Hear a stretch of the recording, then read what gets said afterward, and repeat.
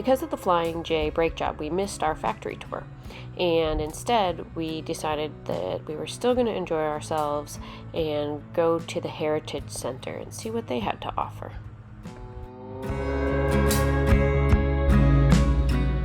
For an Airstream enthusiast, the $5 per person admission fee is totally worth it.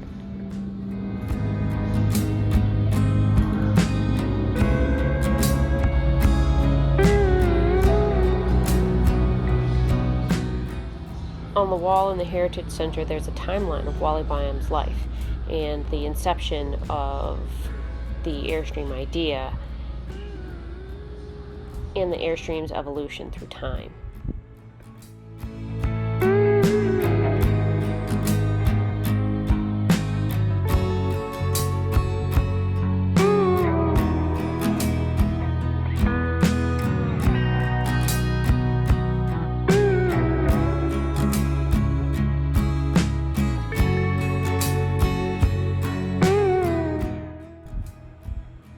As an Airstream enthusiast, it was really awesome to see all of these Airstreams in different states of usage being used as showpieces at the Heritage Center.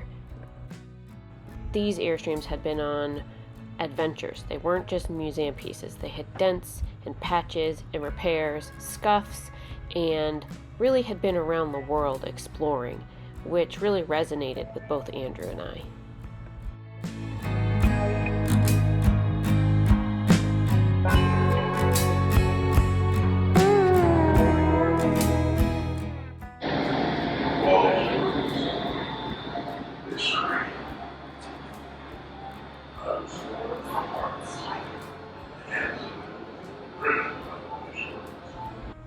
I've mentioned before that my grandfather and I had bonded over the iconic styling of the Airstream.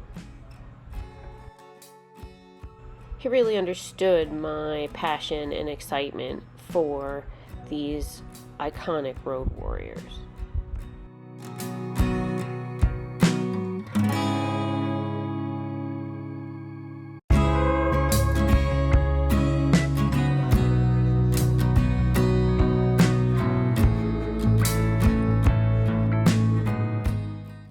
I mean, clearly a relative of Dreamboat was working with NASA.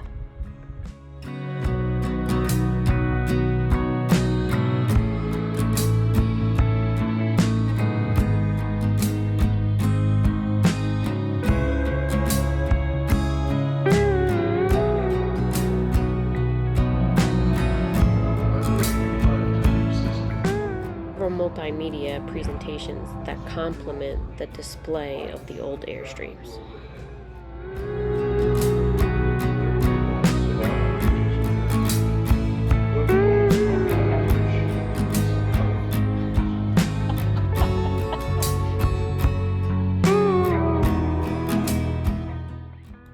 Wally Byam was an original remote worker. He worked from the road and ran his company while still traveling with his wife and caravans all around the world.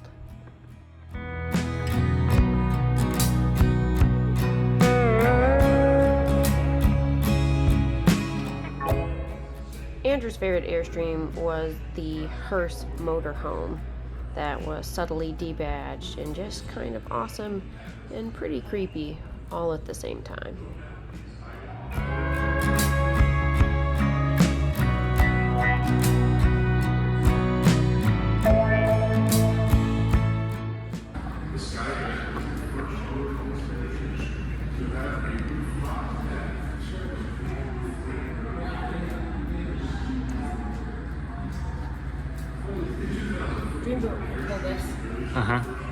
I love that original color, that like baby blue.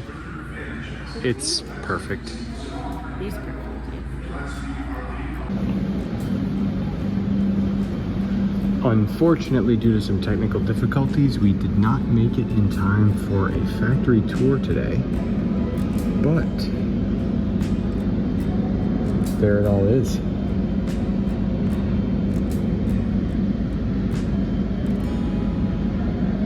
Just goes on into the distance.